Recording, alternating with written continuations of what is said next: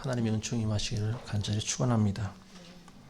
오늘 우리가 읽으신 말씀은 이제 사무엘 시대 때, 사무엘 선지자 시대 때 이야기를 잠시 말씀드리려고 하는데요. 이 사무엘 선지자는 여러분들이 잘 알듯이 어릴 때부터 하나님께 구별받은 그런 하나님께 바쳐진 아이로 자라나죠.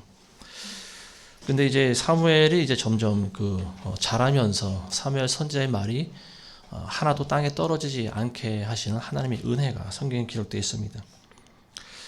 근데 그 사무엘 선지자가 이제 이스라엘에 점점 그 존재가 알려지기 시작할 때쯤에 어떤 일이 있었는가 하면 이스라엘과 필리스티아인, 그러니까 블레셋이라고 알려진 그 나라와 전쟁이 있었습니다. 블레셋과 전쟁을 벌였는데 이스라엘 군이 대패를 했어요. 그래서 4,000명이 죽었다고 나와 있습니다. 그러니까 이스라엘 장로들이 모여서 탄식하면서 회의를 했습니다. 어찌하여 하나님께서 우리를 패배하게 하셨는고? 이스라엘 사람들에게 있어서 전쟁에 나가서 패한다는 일은 있을 수가 없는 일이죠.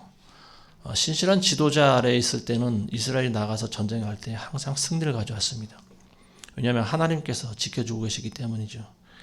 근데 그때는 이스라엘 군인들이 싸워서 4,000명이나 되는 이전에는 없었던 그런 놀라운 대패를 가져오게 됐는데요. 장로들이 모여서 회의를 합니다. 도대체 이 패배의 원인이 어디 있었고 궁리하다가 하나님의 언약궤를 기억해냅니다. 그러면서 우리가 진 것은 아무래도 저들이 믿었던 신의 힘이 강력해서일 거야. 그렇지만 우리가 믿는 하나님을 가져오면은, 그러니까 하나님을 데려오면은 저들의 신도 꼼짝 못하고 우리에게 질 것이다. 이런 생각을 하게 되었습니다. 그래서 그 장로들과 백성들이 사람을 보내서 이제 언약궤를 가져오게 하는데요. 그 언약궤가 이제 실로라고 하는 그런 지역에 있었습니다. 여러분들이 잘 아시겠지만 언약궤라고 하는 것은 성물이죠. 성물 중에 성물인데 그 안에는 금 항아리가 있었죠. 금 항아리 안에는 또 만나라고 하는 것이 있었고요. 그리고 모세가 받아왔던 돌 계명판 10계명이 있었습니다. 그리고 또 아론의 권위를 상징하는 그런 싸게 났던 그런 막대기도 들어 있었고요. 그래서 언약궤를 가져오게 했는데 그때 이스라엘을 다스리고 있었던 제사장들이 누구냐 했는가 하면 엘리 제사장이라고 있었는데 그 두 아들이었습니다. 엘리는 나이가 90이 넘어서 늙었고요. 눈이 어두워서 제대로 앞도 보지 못했습니다. 두 아들들이 있었는데 두 아들들은 망나니들이었어요. 어쨌거나 대제사장의 두 아들들이 이제 이스라엘의 사사 역할을 하던 그 시대였습니다. 언약궤라고 하는 물건은 하나님의 임재가 있는 그런 물건이죠. 그래서 언약궤 위에는 두 그룹 천사가 있었고요. 그 그룹 천사 사이에 하나님의 임재함이 있었습니다. 그래서 그 언약궤라고 하는 그 물건 자체가 곧 하나님의 임재를 상징하는 것과 똑같았어요. 그래서 이 언약궤는 아무나 만지지도 못하고 그리고 그 자비석 안을 뚜껑을 열고 자비석 안을 들여다볼 수도 없었어요. 왜냐하면 그런 일을 모르고라도 행했다면은 바로 죽임을 당하기 때문에 그렇습니다. 죄 많은 사람들이 창조주신 하나님 앞에 설 수 없게 되는 것은 그때나 지금이나 똑같아요. 저와 여러분들은 죄인이기 때문에 하나님 앞에 나갈 수가 없습니다. 근데 나갈 수 있게 된 그 원인과 배경은 바로 예수님 때문에 그렇습니다. 그래서 예수님께서 지성소에 장막을 찢지 않았으면 저와 여러분들은 오늘 이 자리에 올 수 있는 분들이 아무도 없었다라고 하는 거죠. 구약시대 때는 그만큼 하나님의 말씀이 두려웠고요. 하나님의 임재 가운데 많은 이들이 노출되는 것을 두려워했습니다. 그래서 이 언약궤라고 하는 성물은 오직 구별된 자들만이 옮길 수가 있는 거였는데 그게 이제 제사장들에게 가능한 거였죠. 레위지파의 피를 이어받은 이 제사장 홈니와 비느하스가 이제 그 하나님의 언약궤와 함께 전쟁터에 나오게 됐습니다. 그 언약궤가 이스라엘의 진영 안으로 들어올 때 많은 이스라엘 백성들이 막 환호성을 질렀습니다. 와 하는 소리가 우레와 같은 함성 질렀어요. 왜냐하면 언약궤가 들어온다라고 하는 것은 곧 이스라엘의 승리를 불보듯이 뻔하게 하는 그런 물건이기 때문에 그렇습니다. 그래서 사기가 아주 100배나 올라갔어요.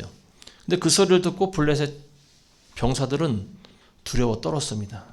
저들이 믿는 신이 들어왔다. 저들의 신은 광야에서 이집트인들의 모든 신들을 다 격파한 신들이 아니냐. 그들을 당해낼 신들이 없다. 그렇지만 전쟁은 해야 되겠고 이 블레셋 사람들은 나름대로 전의를 가다듬습니다. 오늘 우리가 싸우다 죽더라도 사내답게 한번 싸우다 죽자. 자, 그래서 전투가 벌어졌습니다. 그래서 치고받고 서로 찔러 죽이고 하는 전투가 벌어졌는데 예상외로 그 전쟁의 결과는 어떻게 됐겠습니까? 대패했어요. 그 이전보다 더 끔찍하게 많은 사람이 죽었습니다.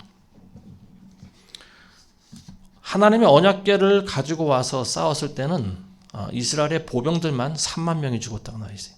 처음에 싸웠을 때는 4천 명이 죽었다고 했는데 하나님의 언약궤가 들어왔는데 3만 명이 죽었다는 거죠. 이거는 하나님의 언약궤가 그들에게 있어서 어떤 승리를 가져오는 것이 아니고 오히려 재앙을 가져오게 되는 그런 결과를 낳게 됐다는 거죠. 그래서 3만 명이 죽었을 때 홈리와 비느하스도 같이 죽임을 당했습니다. 엘리의 두 망나니 아들이죠. 같이 거기서 제사장도 죽고 그리고 하나님의 언약궤는 적군들한테 빼앗겼어요. 자, 그리고 이제 그 실로의 성전에 있었던 엘리 제사장은 노심초사하면서 기다리고 있었죠. 승전의 소식을 가져오기만 기다리고 있었는데 멀리서 이제 한 병사가 달려옵니다.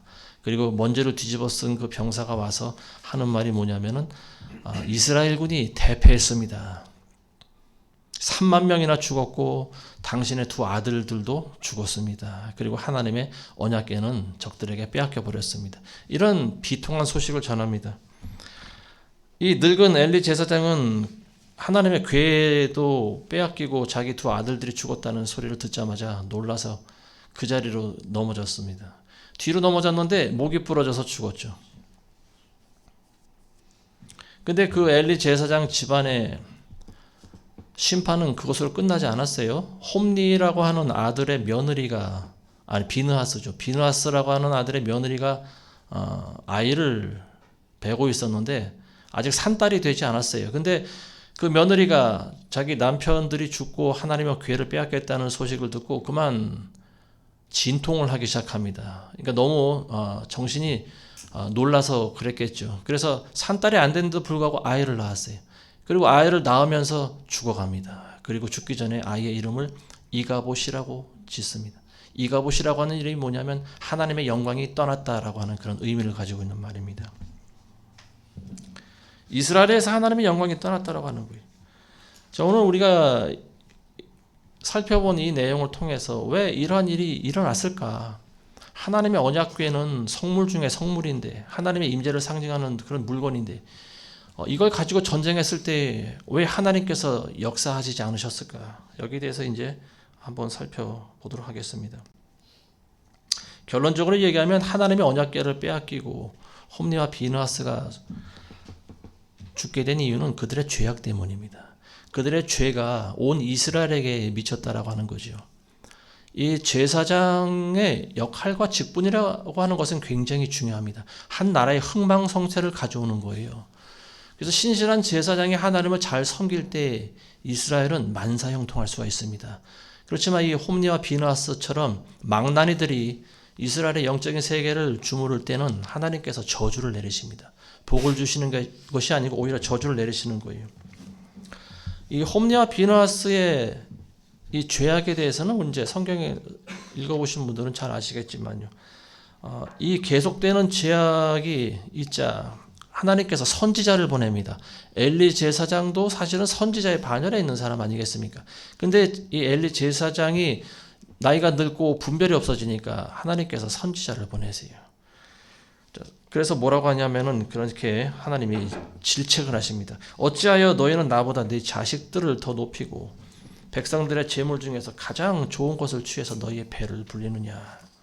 나를 존중하는 자들을 내가 존중하고 나를 멸시하는 자들을 내가 소홀히 대하리라. 하나님께서는 네 집에 영원히 노인들이 없게 할 것이다. 네 집에서 자라는 모든 자가 젊어서 죽을 것이다. 이런 무시무시한 그런 저주의 말을 전해줍니다. 이스라엘은 언약궤가 승리를 가져올 거라고 확신을 했어요. 그리고 홈리와 비느하스도 언약궤와 대동에서 왔습니다. 이스라엘 백성들의 사기는 굉장히 올라갔지만 그러나 결과는 대패였어요. 또 왜 이런 일이 일어났을까요? 바로 제사장들의 부패 때문에 이런 일이 일어났다라고 하는 거죠. 이사야서에 보면은 제사장의 죄가 온 이스라엘에게 미친다, 그런 이야기가 있습니다. 그 어떤 다른 지도자들보다 하나님의 말씀을 전하는, 그리고 백성들의 죄악을 하나님께 제사 드려주는 그런 제사장들의 부패와 타락은 이스라엘에게 치명적인 그런 심판을 가져오게 됐습니다. 자, 엘리의 두 아들이었던 홈리와 비느하스, 이 사람들이 어떤 인물들인가에 대해서는 사무엘상 2장에 잘 나와 있어요. 2장 12절부터 16절에 보시면은요,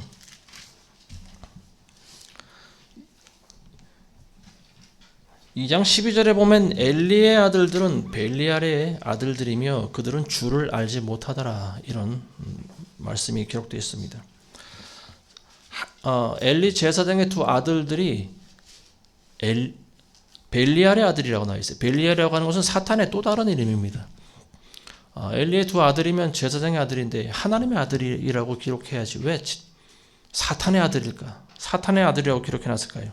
이 사람들이 행동했던 살아가면서 살아왔던 행동을 보면 알 수가 있는 거죠. 이 두 아들들은 하나님을 모르는 자들이었어요. 하나님을 몰랐다고 하는 것은 곧 제사장의 직분을 감당할 만한 자격이 없다라고 하는 거죠. 근데 아버지가 제사장이니까 그냥 대를 이어받아서 제사장이 된 거예요. 오늘날로 말하면은 목사의 아들이기 때문에 나도 아버지처럼 목사가 돼야 되겠다, 그냥 목사가 된 거예요. 오늘날도 이런 사람들이 적지 않게 많이 있다고 보여집니다. 우리나라에도요. 근데 어쨌거나 이 구약 시대 때 제사장의 아들인 덕분으로 이 두 아들들은 하나님의 성전에서 백성들의 제물을 받아서 하나님께 제사를 드려주는 그런 일을 했어요. 근데 하나님께 드려지는 그 제물에만 이 사람들은 사실은 관심이 있었어요. 어떻게 하나님께 예배가 드려지고 제사가 올라가는지에는 관심이 없었어요. 그래서 백성들이 가지고 온 이 제물, 고기를 그냥 삶기도 전에 솥에서 갈고리로 건져가기도 하고요. 또 기름을 태우기도 전에 그 고기 덩어리를 다 빼앗아 갔습니다. 하나님께 온전히 제사를 드리기도 전에 고기 덩어리를 갈취해 간 거죠. 그러니까 이게 바로 하나님의 것을 도적질한 거나 다름이 없는 거예요. 심지어는 날고기 채로 그냥 가져가기도 했다라고 하는 거죠. 날고기. 그러니까 날로 먹을 심산인 거죠. 그래서 17절에 보면 그런 말씀이 있습니다. 뭐라고 나와 있냐면요, 그러므로 그 젊은이들의 죄가 주 앞에 심히 컸으니 이는 그들이 주께 드리는 제물을 멸시함이라. 하나님께 드리는 제물을 멸시했다라고 하는 거죠. 하나님께 드릴 것은 하나님께 드려야 되는 것이 아니겠습니까? 근데 하나님께 드리는 것을 자기가 다 중간에서 갈취했다라고 하는 거죠. 언약궤라고 하는 것이 하나님의 임재를 상징하는 그런 물건이지만 하나님을 모르는 자들이 그 언약궤와 대동했을 때 오히려 언약궤는 저주가 되어버립니다. 이스라엘에게 축복을 주는 것이 아니라 오히려 재앙을 가져오는 거예요. 이 홈리와 비느하스는 백성들의 제물, 하나님께 드려지는 제물만 갈취한 게 아니죠. 굉장히 또 음란한 짓도 많이 했죠. 회막에서, 성막에서 시중 드는 여인들과 동침까지 했습니다. 그러니까 이런 죄가 하나님께 안 올라가겠습니까? 하나님이 예전부터 벼르고 계셨던 그 죄악을 계속 그치지 않고 계속 짓는 거예요. 그래서 이런 제사장들, 홈리와 비느하스 같은 자들이 하나님을 몰랐기 때문에 이런 죄를 계속 범했다라고 하는 겁니다. 그렇지만 어린 사무엘은 달랐어요. 사무엘은 하나님을 아는 자였습니다. 왜 하나님을 알았는가 하면 하나님께서 사무엘을 불렀기 때문에 그래요. 사무엘아, 사무엘아 부르십니다. 그럼 사무엘은 그 음성을 듣습니다. 근데 이 망나니 두 아들들은 하나님이 부르시지 않으셨어요. 아마 그 마음의 중심이 세상에 향해 있는 걸 하나님이 아시고 부르시지 않으셨던 것 같습니다. 하나님이 불렀다 하더라도 이 망나니들의 귀에는 그 음성이 들릴 리가 없겠죠.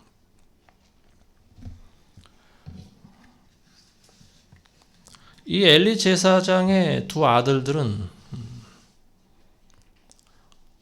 아버지의 권면도 듣지 않은 그런 망나니들이었어요. 이 회막에 봉사하던 여인들과 동침했다는 소리가 아버지의 귀에 들어갑니다.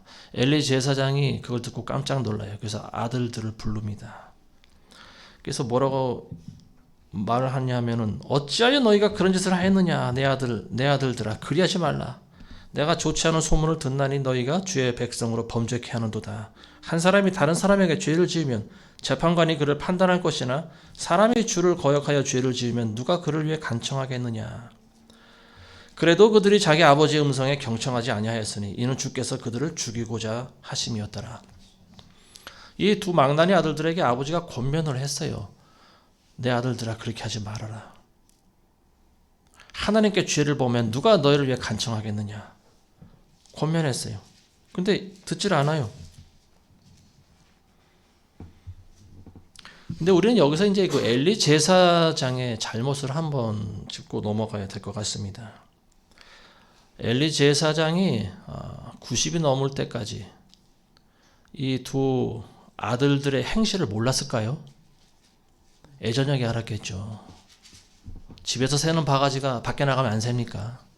어릴 때 떡잎은 그 사람 되면 떡잎 때 알아본다고 그러지 않습니까? 어릴 때 버릇이 80까지 가는 거예요. 어릴 때부터 이런 망나니 짓을 한 것을 엘리 제사장이 왜 몰랐을까요? 알았겠죠. 근데 이거는 가정교육의 문제입니다. 가정에서 자식들을 제대로 훈육하지 않았다라고 하는 거예요. 이 엘리 제사장이 어린 자식들이 어떤 하나님을 경외하는 모습을 보이지 않았을 때는 제사장 직분을 물려주지 말았어야 돼요. 근데도 물려준 거예요. 그냥 자식이니까 물려준 거예요. 뭐 따로 물려줄 만한 사람이 없어서 그랬는지 모르지만 그걸 놓고 하나님께 기도를 했어야 됩니다. 내 자식들은 하나님을 모르니 어찌하면 좋겠습니까? 하나님 새로운 제사장을 보내주시옵소서. 이런 기도를 해야 되지 않았을까요? 근데 그냥 자기 자식이니까 제사장을 세워놨어요. 그러니까 아니나 다를까 하는 짓들이 뻔해요. 제사에는 관심이 없고 제밥에만 관심이 있는 거예요. 그때 엘리 제사장은 그때라도 그들에게 제사장 직분을 박탈했어야 그래야 살 수가 있었습니다. 자, 출애굽기 39장 30절에 보면은요. 모세는 아론과 아론의 아들들에게 복장을 지어서 입히는데요. 세마포 옷으로 여러 가지 실을 꼬아서 꼬매고 옷을 입힙니다. 그리고 머리에는 관을 씌우죠. 근데 그 관에 금으로 된 패가 하나 있어요. 그게 뭐냐면은요. 여호와께 거룩함이라고 하는 글씨가 적혀 있습니다. 하나님의 제사장들은 가장 첫 번째 되는 자질이 뭐냐면 거룩함이 있어야 된다고 하는 거예요. 주께 거룩함이라고 하는 그 글을 써서 이마에 붙이고 다녔어요.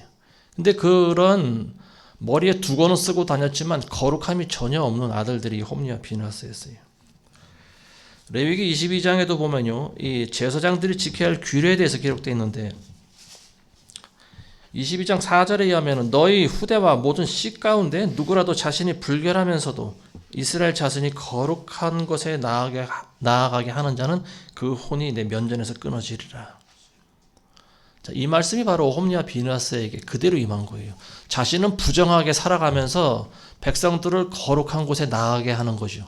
왜냐하면 제사장 직분을 행해야 되기 때문에 백성들이 가져오는 제물을 가지고 그걸 하나님께 제사를 드려주는 일을 감당했습니다. 내가 더러운 곳에 있으면서 그리고 내가 더러운 죄악 가운데 있으면서 다른 사람들을 주께로 인도하는 거, 이거는 하나님 보시기에 굉장히 가증한 죄악이라고 하는 거예요. 이 엘리의 두 아들들이 이러한 망나니 짓을 하는 것을 엘리 제사장은 다 보고 있었어요. 눈으로 다 보고 있었어요. 근데도 그걸 저지하지 않았어요. 제사장 직분을 박탈하지 않았어요. 그러다 보니까 세월은 점점 지나가고 나이가 90이 넘다 보니까 아들들을 이제는 자기가 제어할 만한 힘이 없었던 거예요. 진작에 두 아들들을 징계했어야죠. 아까 언급했었지만 이 엘리 제사장한테 하나님의 선지자가 와서 경고를 합니다. 그때 그 경고 중에 이런 말이 있어요. 보라, 그 날들이 이르리니 내가 내 팔과 내 조상의 집에 팔을 끊어 내 집에 노인이 없게 하리라. 내 집에 노인이 없게 하리라. 노인이 없다라고 하는 것은 모든 사람들이 다 일찍 죽는다라고 하는 거죠. 네 팔과 내 조상의 팔을 끊는다. 팔을 끊는다라고 하는 그런 표현을 쓰고 있습니다. 팔을 끊는다라고 하는 것은 이제는 후사가 없게 하겠다라고 하는 거죠. 자식들을 내쳐서라도 엘리는 자기와 아들들의 목숨을 부지했어야 돼요. 그게 바로 지혜로운 행동이었습니다. 근데 그렇게 하지 않았던 거예요. 자식을 내친다라고 하는 것은 팔다리를 끊어내는 듯한 그런 아픔을 동반할 수가 있어요. 어쨌든 팔다리를 끊어서라도 자식들을 징계해서라도 더 큰 하나님의 심판을 모면했어야만 했었습니다. 엘리 제사장은. 근데 그렇게 하지 않았다라고 하는 거죠. 마가복음 9장에 보면 예수님께서 이런 말씀하십니다. 지옥에 대한 말씀을 하실 때 이런 말씀하세요. 내 손이 너를 실족해 하거든 잘라버리라. 그리고 내 발이 너를 실족해 하거든 잘라버리라. 내 눈이 너를 실족해 하거든 두 눈을 뽑아버리라. 그렇게 하고서라도 지옥에 들어가지 않는 것이 더 나으니라. 이런 말씀하십니다. 엘리 제사장은 팔다리를 끊어버리지 않았어요. 자식을 징계하지 않았어요. 그리고 그 결과는 지옥으로 들어가는 거죠. 자기 자식들과 함께 지옥으로 들어갑니다. 저와 여러분들이 이 세상 살아갈 동안 하나님의 나라를 위해서 끊어낼 걸 끊어내셔야 됩니다. 그걸 끊어내지 못하면 안 돼요. 왜냐하면 그것들이 올가미가 되기 때문에 그렇습니다. 엘리 제사장은 자식 사랑이 결국은 모두를 지옥으로 끌고 가는 그런 올가미가 되어버렸어요. 두 아들들은 아버지의 권면도 듣질 않았죠. 그때 가서 이제 팔다리를 끌어내기는 너무 늦었죠. 결국은 모두가 다 함께 멸망당하는 길밖에 남지 않았습니다. 심판의 길을 걸어갈 수밖에 없는 거예요. 하나님께서는 그들을 심판하기로 작정을 하셨습니다. 그래서 언약궤를 전쟁터에 가져가게 하시고요. 그리고 3만 명이나 되는 이스라엘 사람들을 죽게 하셨습니다. 대패하게 만드시는 거죠. 이스라엘 백성들의 입장에서 보면은 사실 죄가 없을 수도 있어요. 이웃나라와 전쟁을 한 것이 무슨 죄가 될 수 있을까요? 그리고 그 당시에는 빈번하게 전쟁이 일어났었는데 이스라엘의 수많은 백성들이 목숨을 잃은 것은 전적으로 홈리와 비느하스 그리고 엘리 제사장의 죄 때문입니다. 위로부터 내려오는 하나님의 영적인 질서가 아래까지 미친 거예요. 그래서 제사장이 어떤 인격을 가지고 어떤 자세를 가지고 나아가는가 이것이 굉장히 중요합니다. 가장 첫 번째 잘못은 하나님을 모르는 자들이 이스라엘의 제사장이 된 거. 그게 이제 가장 큰 문제 아니겠습니까? 어쨌든 홈리와 비느하스는 그 언약궤를 가지고 전쟁터에 나갔을 때 본인들도 아마 승리할 거라고 생각을 했겠죠. 오늘 말씀해 보시면 4장 3절에 보시면은 사무엘상 4장 3절에 보시면은 그 궤가 우리 가운데 오면 우리를 우리 원수들의 손에서 구원하리라. 본인들이 그렇게 생각을 했다라고 하는 겁니다. 이스라엘 백성들이 평소 같으면 제사장이 신실했다라고 하면은요, 만일 하나님의 언약궤를 가지고 왔으면 이스라엘은 백전백승했을 거예요. 근데 홈리와 비느하스의 그 죄가 온 이스라엘에게까지 미치는 그런 상황입니다. 전쟁을 100번 한다 하더라도 전부 다 질 수밖에 없는 그런 상황이었어요. 이스라엘 백성들은 언약궤를 통해서 승리를 얻으려고 했지만 하나님은 그들에게 패배를 안겨줬습니다. 홈리와 비느하스는 언약궤만 있으면 승리할 거라고 생각했어요. 이게 무슨 말이냐면요, 하나님을 이용하려고 했다라고 하는 거죠. 자신의 목적과 야망에 하나님을 이용하려고 했다라고 하는 거예요.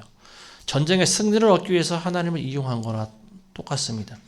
자신들의 영적인 상태를 돌아보지 않고 하나님을 통해서 승리를 얻으려고 한 거예요. 이 말씀을 여러분도 들으면서 여러분들하고 한번 잘 곰곰이 대입을 해보시기 바랍니다. 나는 그런 적이 없었는가? 내가 하나님께 거룩함과 신실함이 없이 단지 문제 해결만 위해서 하나님을 이용하려고 했던 것이 그런 적이 없었는가? 여러분들 잘 생각해 보시기 바랍니다. 하나님은 절대 이용당하시는 분이 아닙니다. 하나님은 장님이 아니세요. 하나님은 귀머거리가 아닙니다. 여러분들의 모든 행동을 다 보고 계십니다. 그리고 여러분들의 중심을 다 보고 계세요. 여러분들이 어떤 사람인가를 다 알고 계십니다. 여러분들이 하나님께 합당한 삶을 살아가면요, 여러분들이 간구하지 않은 것도 하나님께서는 응답하십니다.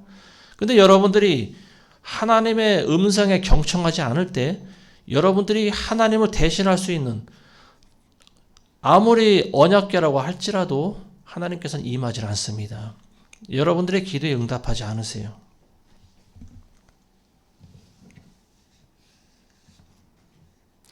이 말씀을 통해서 우리가 깨달아야 될 교훈이 몇 가지가 있는 것 같습니다. 저와 여러분들이 평소에 하나님을 경외하는 마음을 가지고 살아가야 된다고 하는 거죠.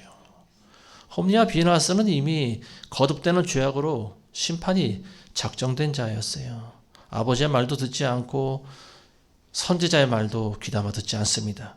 오로지 자신들이 하던 일을 계속하고 있었던 것뿐이에요. 백성들이 짐승을 가지고 오면 어떻게 하면 그 짐승을 잡아서 살찐 부위, 맛있는 부위를 내가 갈취할 수 있을까? 그리고 또 아름다운 여인들이 회막에 봉사를 하면 어떻게 하면 그 여인과 한번 하룻밤을 잘 수 있을까? 이런 생각만 하고 있었다라고 하는 거죠. 제사에는 관심이 없고 떡밥에만, 제밥에만 관심이 있는 그런 사람들이 바로 이 홈리와 비나스였어요. 그리고 그런 것들은 하루아침에 되돌려지지가 않습니다. 수십 년 걸쳐 이게 완전히 굳어진 거예요. 돌릴 수 없을 때 하나님께서는 그때 심판하십니다. 그 전에는 기회를 주세요. 아버지 입을 통해서도 기회를 주시고 선지자를 보내기도 하지 않습니까? 근데 돌이키질 않아요. 그러니까 결국 심판당하는 거예요. 하나님의 응답을 받기 위해서는 저와 여러분들이 평소에 하나님께 잘하셔야 되는 거예요. 예배 때 여러분들 은혜 받기 원해서는 지난 세상에서 살아왔던 6일간을 하나님과 동행하시는 것이 있어야 돼요. 6일간의 기간 동안 하나님을 경외하고 하나님과 동행하는 것이 있어야 하나님께서는 주일날 복을 내려주십니다. 여러분들의 기도에 응답해 주시는 거예요. 근데 그런 것이 없을 때 교회에 와서만 나의 모든 문제를 다 올려놓고 응답해 달라고 하면은 홈리와 비나스의 그런 상황과 뭐 별반 다를 바 없지 않겠습니까? 하나님을 이용하려고 하는 거죠.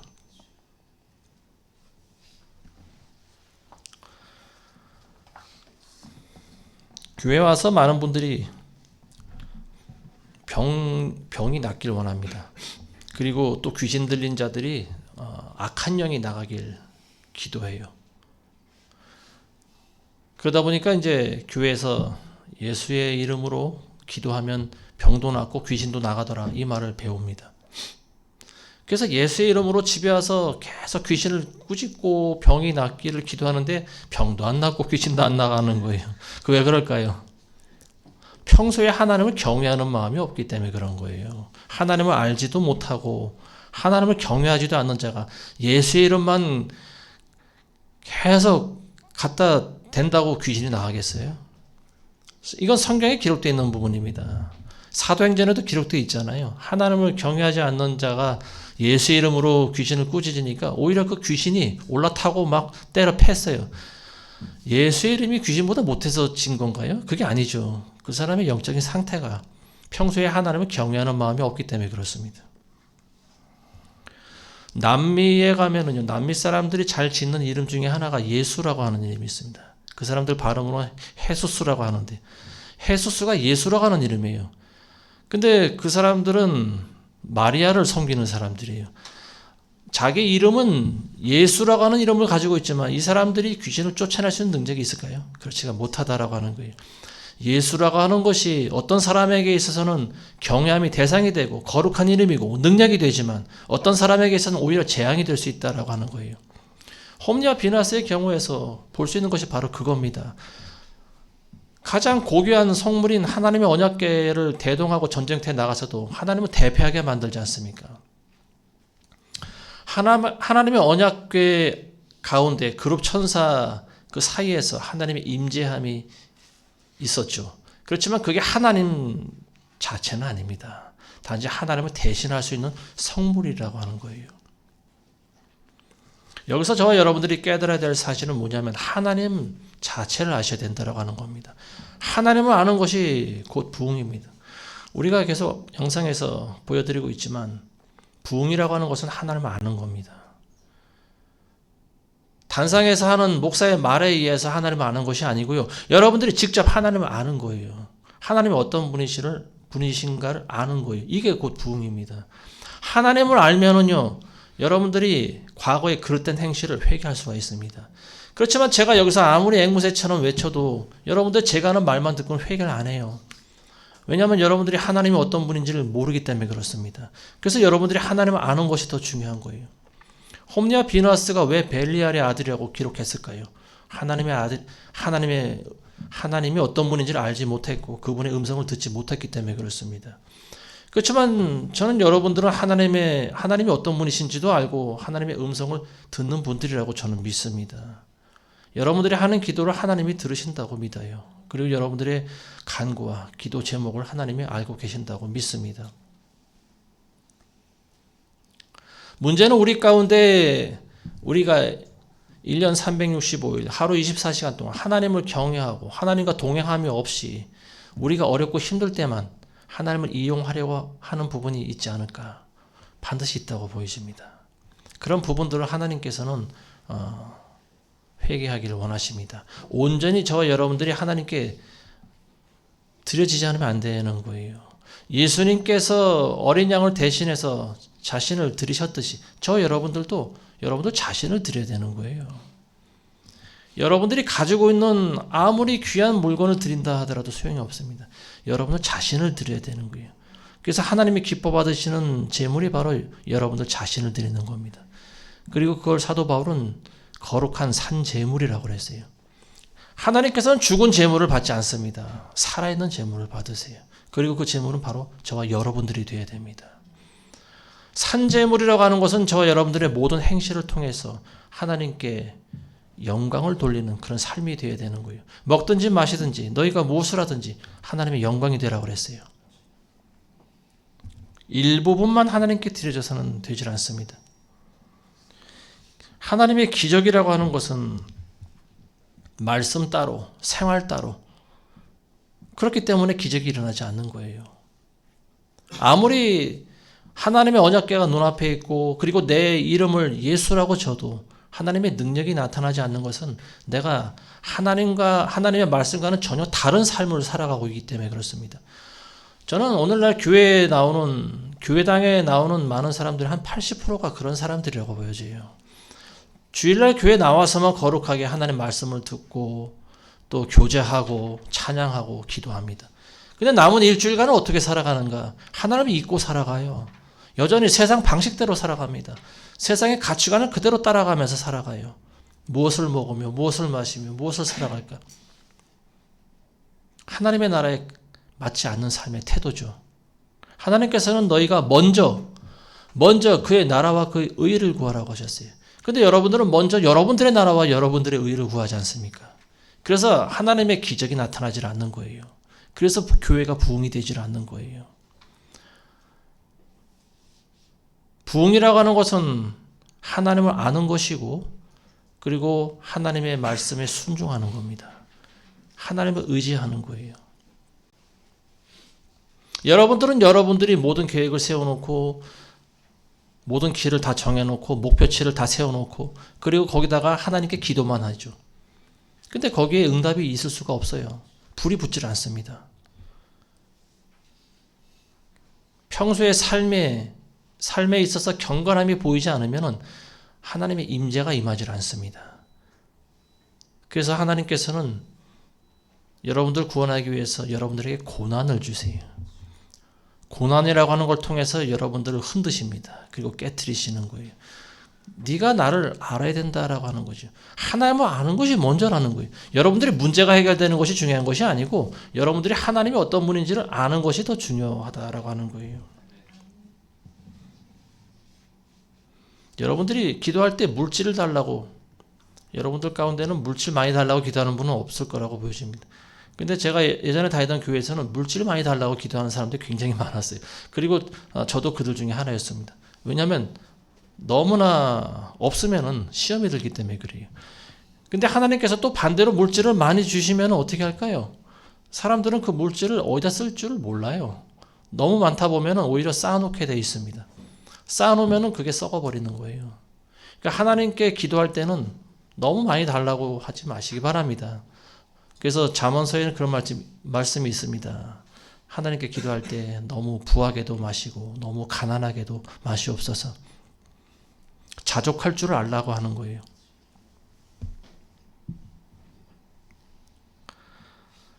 저와 여러분들이 가지고 있는 성경 지식은 그 지식이 여러분들을 나타내 주지 못합니다. 그 지식이 여러분들을 구원하는 것이 아니에요.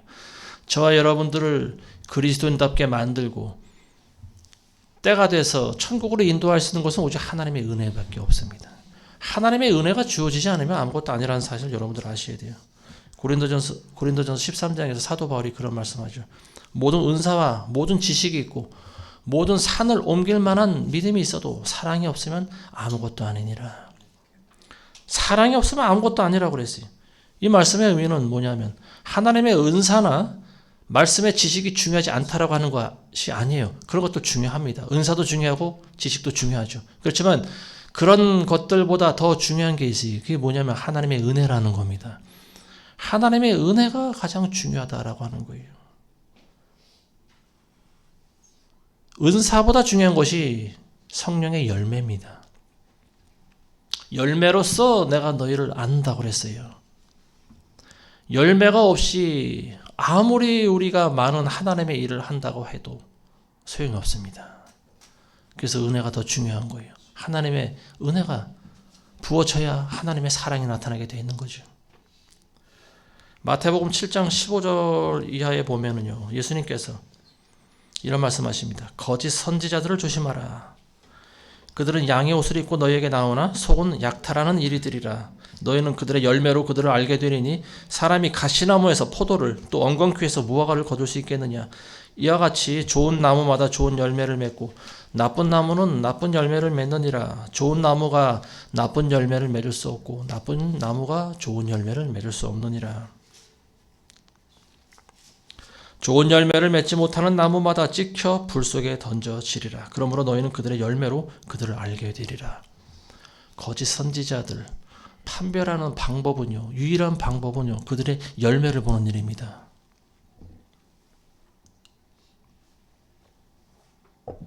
저와 여러분들은 지금 누가 참 선지자고 누가 거짓 선지자인지 잘 분별하기 힘들어요. 저도 잘 모릅니다. 저도 같은 사역자들을 봐도 저 사람이 참 선지자인지 거짓 선지자인지 잘 몰라요. 하나님은 알고 계십니다. 때가 되면 우리는 알 수 있어요. 왜냐하면 열매가 드러나기 때문에 그래요. 때가 돼도 열매가 드러나지 않으면 거짓 선지자일 확률이 많습니다.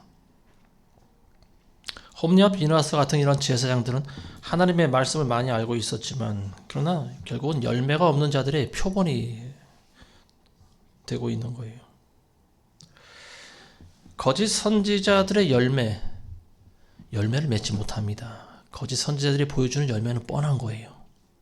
그렇지만 처음은 몰라요. 왜냐하면 양의 탈을 쓰고 나타나기 때문에 그렇습니다. 양의 옷을 입고 나올 때는 우리는 분별을 못해요. 저 사람이 진짜인지 참인지. 그렇지만 시간이 지나면 알 수 있습니다. 때가 되면은 열매로서 그들을 알 수 있는 거예요. 이게 가장 정확한 방법입니다. 저와 여러분들이 누가 참 목자인지 거짓 목자인지 처음엔 잘 몰라요. 근데 시간이 되면 알 수 있어요. 열매가 나타나기 때문에 그래요. 열매라고 하는 것은 거저 생기질 않죠. 사람들도 씨를 심을 수 있어요. 그리고 물을 부을 수도 있어요. 그렇지만 자라게 하시는 사람은 하나님이에요. 그리고 열매를 맺게 하시는 분도 하나님이십니다. 저와 여러분들이 할 수 있는 일은 땅을 파서 씨를 심고 물을 주는 일까지 할 수 있어요. 근데 그게 자라나게 하고 열매를 맺게 하는 것은 하나님의 전적인 은혜가 부어져야 가능한 일입니다. 식물이 햇빛 없이 살아갈 수 있나요? 햇빛이 없으면 식물은 살질 못해요. 햇빛을 받아야 살아갑니다. 열매가 달린다고 해서 전부 탐스럽게 자라는 건 아니죠. 어떤 열매는 조금 자라다 떨어지기도 하고 더 이상 성장을 멈추는 열매도 있어요. 왜냐하면 양분이 공급이 되질 않기 때문에 그렇습니다. 그래서 풍성이 익어서 크기도 커지고, 그리고 또 그 안에 단맛이 들어가야 열매가 맛있지 않습니까? 단맛이 들기 위해서는 뜨거운 태양빛이 필요한 거죠. 뜨거운 태양빛은 고난을 상징합니다. 성도들에게 열매가 나타나기 위해서는 하나님께서는 광야의 길을 걷게 하십니다. 그래서 이 광야의 뜨거운 태양빛을 쬐게 하시는데요, 그때 많은 열매가 익습니다. 그걸 통과하지 않으면 안 돼요. 이 광야의 이 뜨거운 햇빛을 통과하지 못한 사람들은 열매를 크게 맺은 것처럼 보여도 먹어보면 맛이 없어요. 달고 시원한 맛이 없습니다. 하나님을 아는 지식도 이와 마찬가지예요. 우리가 여러분들이 머릿속에 아무리 많은 성경 지식을 쌓아놨다 하더라도요, 이러한 광야의 고난을 통과하지 않으면 열매가 맺어지질 않습니다. 홈리아 비나스는 제사장의 직분을 가지고 있었지만, 그리고 하나님의 말씀을 맡고 언약궤를 관리하는 자들이었지만 주께 거룩함이 없는 자들이었습니다. 여러분들은 하나님께 거룩함으로 나아가시기를 부탁드립니다. 거룩함이 없으면 아무것도 되질 않습니다. 그리고 그 거룩함이라고 하는 것은 열매가 맺어질 때 나타나는 거예요. 모든 열매를 통해서 그 사람을 알 수 있는 거예요. 성령의 열매 9가지를 성경은 기록하고 있지만 그 9가지 전체를 우리가 한 단어로 말하면 바로 거룩이라고 볼 수가 있습니다. 그런 열매는 거룩하게 나타나는 거예요. 하나님의 언약궤만 있으면 우리는 승리하리라. 이 말씀은 오늘날 신약시대 때 이렇게 바꿔볼 수도 있어요. 우리가 하나님의 말씀만 있으면 우리는 구원받을 수 있을 거야. 한 번 받은 구원은 영원히 구원받을 수 있을 거야. 이런 거하고 조금도 다를 바가 없는 거죠. 내가 교회만 다니면 나는 구원받을 수 있겠지. 내가 성경책만 읽으면 나는 구원받을 수 있겠지. 그런 신자들이 상당히 많이 있다라고 하는 거예요. 그렇지만 우리의 삶이, 우리의 모든 전반적인 삶이 바뀌지 않으면 안 된다라고 하는 거죠. 그리고 그런 삶의 변화는 하나님을 아는 자만이 바뀝니다. 하나님을 알 때 비로소 하나님을 순종하고 하나님께 의지하는 마음이 생기는 거예요. 나는 아무것도 아니구나. 나는 죽으면 그냥 지옥으로 들어갈 불쏘시개 감밖에 되질 않았구나. 이런 생각을 하면 우리가 어떻게 변화가 안 될 수가 있겠습니까? 언약궤를 관리한다고 해서 천국 가는 건 아니죠. 홈리아 비나스는 하나님의 언약궤를 적군한테 빼앗겼습니다. 오늘날 교회 다니는 분들이 주여 주여 교회 와서 많이 외칩니다. 기도할 때도 주여 주여. 예수님께서는 내가 너희를 도무지 모른다 그랬어요. 우리가 주여 주여 외치기만 한다고 해서 구원받는 것이 아니라는 것을 여러분들 아셔야 됩니다. 한 제사장의 그 죄악 때문에 온 이스라엘이 다 죽어가고 전쟁의 징거와 같이 오늘날 소수의 사역자들 때문에 그 사역자들이 감당하고 다스리는 교회 안에 있는 공동체가 죽을 수가 있습니다. 그리고 그것은 우리가 이미 익히 알고 보고 왔던 일들이에요. 그런 일들 중에 하나가 WC에 가입하는 일들이죠. 문제는 그냥 요식행위로 뭐 실수로 그랬다 하더라도 그냥 한번 사인만 해주고 말면은 어찌 보면 괜찮다고 봐야죠. 물론 그렇게 해서도 안 되는 거지만, 그렇지만 거기에 가입을 하고 그 사람들과 계속 교제를 하면서 교회가 점점 변질되어 가고 있는 것은 본인들 모르고 있는 거죠.